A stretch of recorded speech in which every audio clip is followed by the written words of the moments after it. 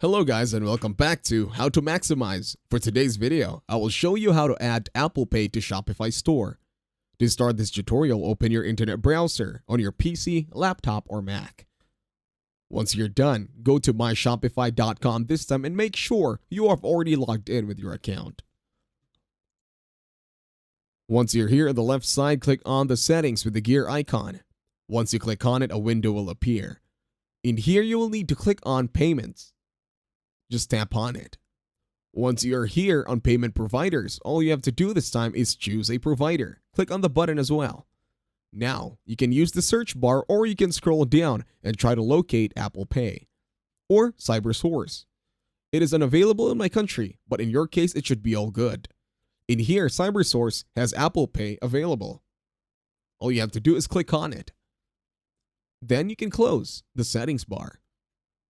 And that's it. Thank you very much for watching. Please leave a like, share, and subscribe to the channel.